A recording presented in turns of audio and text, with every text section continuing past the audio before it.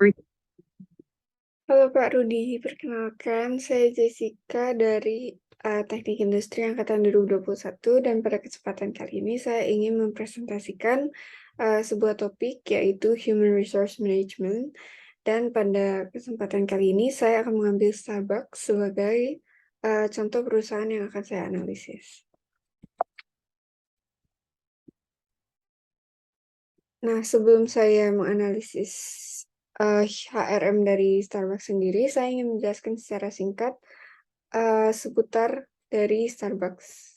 Jadi yang pertama, Starbucks itu merupakan sebuah perusahaan yang kita semua tahu, perusahaan yang bergerak secara khususnya di bidang kopi dan bisa dibilang merupakan salah satu perusahaan kopi yang terbesar, paling besar di dunia. Starbucks ini pertama kali dibuka pada tahun 1971 di Seattle. Dan juga Starbucks ini dikenal sebagai one of the best known and fastest growing companies di seluruh dunia. Dan data ini diambil dari IBS Center for Management Research pada tahun 2005. Nah, meskipun Starbucks juga dikenal sebagai the fastest growing companies, tapi sebenarnya Starbucks ini berkembang secara perlahan tetapi pasti. Dan oleh karena itu, karena kepastian tersebut, akhirnya Starbucks berhasil memperluas cabangnya secara besar-besaran pada akhir tahun 1980 dan juga 1990-an. Dan pada awal 2000, Starbucks akhirnya berhasil memiliki sekitar 9.000 cabang di seluruh dunia, dan hingga saat ini, seperti yang kita semua tahu, kalau Starbucks semakin meluas dan akan terus meluas. Nah, di balik kesuksesan Starbucks, ternyata Starbucks pernah menghadapi sebuah permasalahan yang berhubungan dengan Human Resource Management. Dan cerita itu akan sekaligus membahas atau menjawab pertanyaan mengapa HRM atau Human Resource Management itu penting. Jadi pada awal tahun 2000-an, Starbucks menghadapi sebuah challenge di mana ia kesulitan menemukan dan juga menentukan jumlah pekerja yang pas dan juga pekerja seperti apa yang ingin dipekerjakan oleh Starbucks sehingga Starbucks dapat terus berkembang. Akhirnya Starbucks dari sini menyadari kalau human resource yang termotivasi dan juga berkomitmen itu merupakan salah satu kunci dari kesuksesan pada bisnis mereka. Dan akhirnya setelah mereka menyadari hal tersebut, Starbucks akhirnya baru memulai untuk memperhatikan secara benar-benar bagaimana menyeleksi karyawan, karena ia ingin karyawan yang masuk ke Starbucks ini adalah benar-benar orang yang tepat.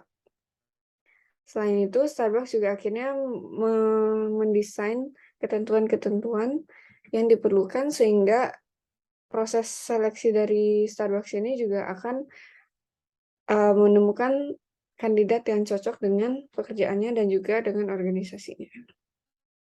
Akhirnya, setelah mereka memikirkan dengan lebih matang tentang human resource-nya, tentang human resource management-nya, akhirnya companies human resource policies-nya juga merefleksikan komitmennya terhadap para karyawan. Dan berikut ini merupakan proses-proses dari HRM atau Human Resource Management. Dan kita akan bahas secara lebih lanjut satu persatu mulai dari Human Resource Planning.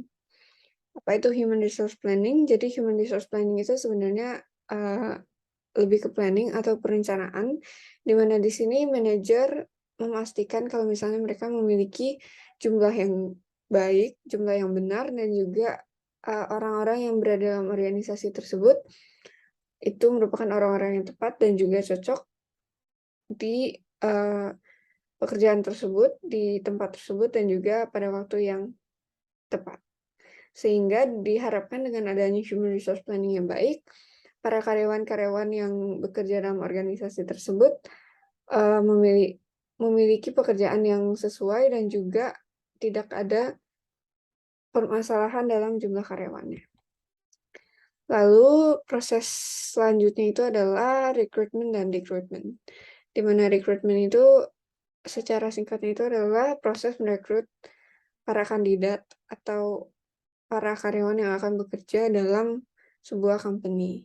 Dan recruitment itu bisa dibilang merupakan kebalikan dari recruitment, di mana biasanya kalau recruitment itu orang direkrut dan kalau recruitment itu biasanya orang bisa dikatakan dipecat atau diberhentikan dalam company tersebut. Untuk proses rekrutmen dari Starbucks sendiri, Starbucks benar-benar mempercayai kalau yang terpenting dari seorang karyawan itu bukan hanya dilihat dari kemampuannya, tapi juga dari sikapnya atau attitude-nya. Karena sebagian besar juga Starbucks kan khususnya untuk barista Starbucks ini sangat mementingkan attitude sehingga dapat menciptakan suasana atau lingkungan yang baik bagi customer juga.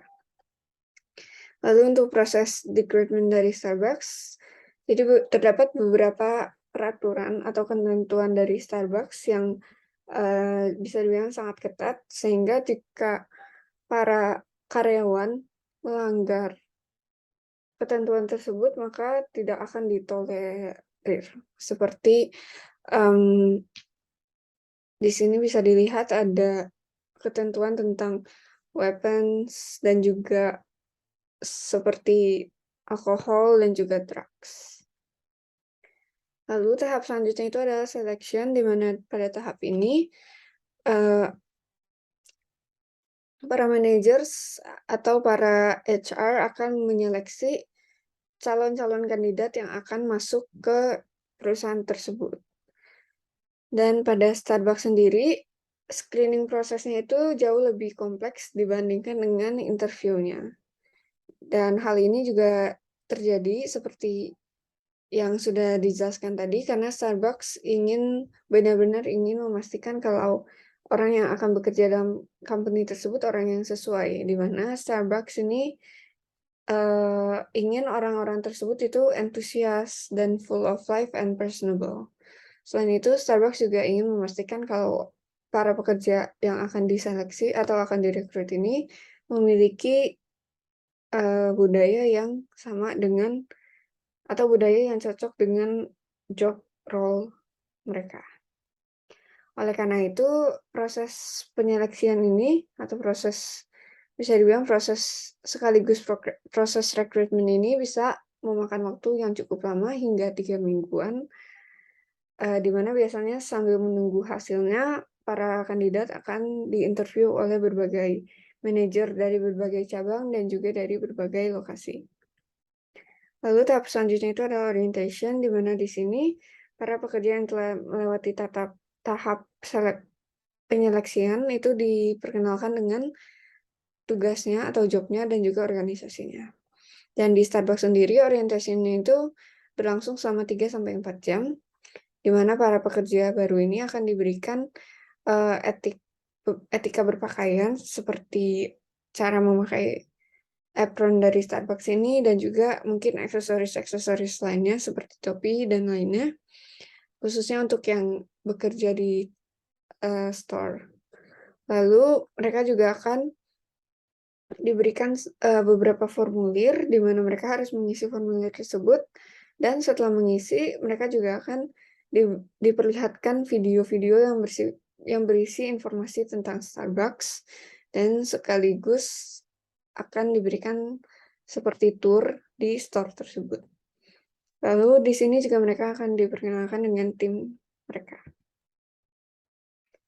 Lalu proses selanjutnya itu adalah training, di mana di sini dilakukan semacam pelatihan untuk meningkatkan skill dan juga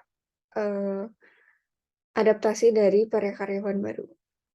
Dan untuk Starbucks sendiri, Starbucks menggunakan pendekatan 70-20-10 untuk training atau untuk pelatihan para karyawan barunya, di mana 70% dari training itu berhubungan langsung dengan tempat kerjanya.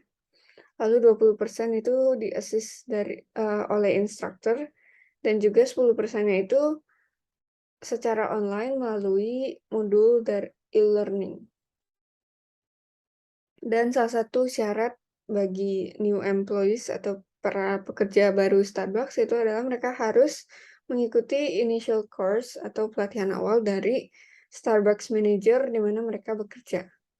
Dan juga terdapat specific instructor yang telah dipersiapkan oleh Starbucks untuk mengajari mereka seputar pengalaman Starbucks dan juga sejarahnya, legasinya, dan juga budaya dari organisasi tersebut. Dan juga ada instruktur lainnya yang akan mengajari para barista tentang basic knowledge yang harus diketahui oleh barista-barista.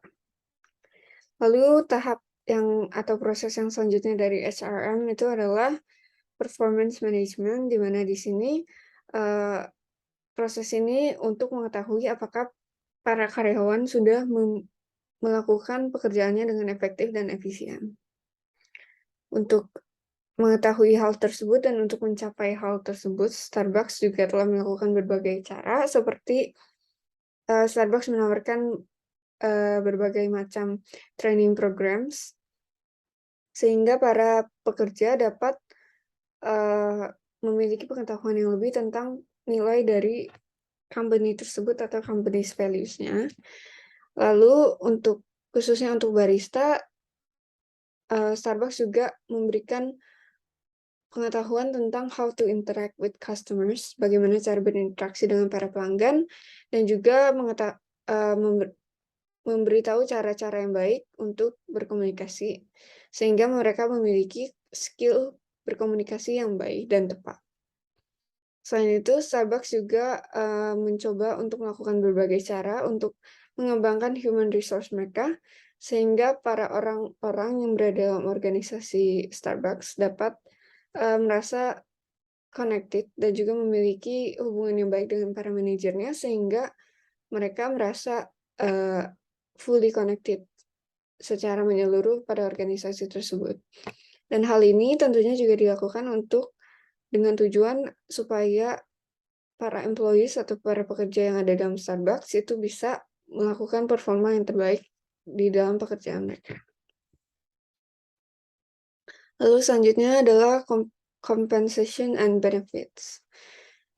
Di tahap ini itu berhubungan dengan proses pembayaran dan juga benefit-benefit yang didapatkan dari karyawan yang bekerja dalam sebuah perusahaan. Dan untuk Starbucks sendiri, Starbucks ini cukup terkenal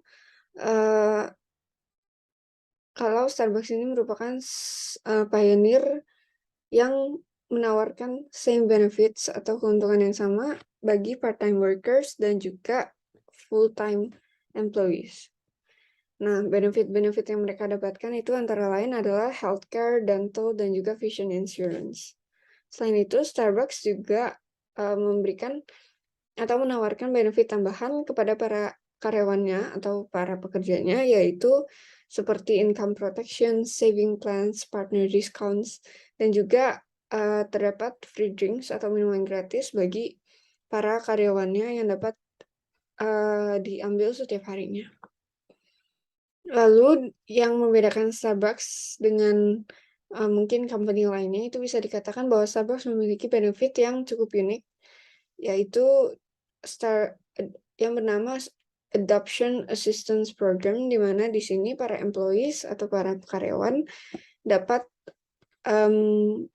mengajukan reimburse untuk jumlah tertentu ketika mereka mengadopsi seorang anak. Sehingga benefit tersebut yang telah disebutkan tadi diharapkan dapat meningkatkan motivasi dari para karyawan atau para pekerja yang ada di dalam Starbucks. Lalu yang terakhir itu adalah career development, di mana pada tahap ini adalah program-program yang didesain untuk menyesuaikan individuals needs, abilities, dan juga career goals dalam organisasi tersebut. Dan pada Starbucks sendiri terdapat beberapa career paths yang ada di Starbucks. Jadi yang pertama itu adalah retail stores, di mana di sini para karyawan itu berhubungan dengan stores-nya seperti barista. Jadi tugas mereka itu adalah untuk menciptakan pengalaman Starbucks untuk customers. Lalu yang kedua itu adalah corporate roles, di mana ini lebih ke bekerja untuk the company dan juga the corporate. Lebih fokusnya itu kepada pertumbuhan dari company tersebut.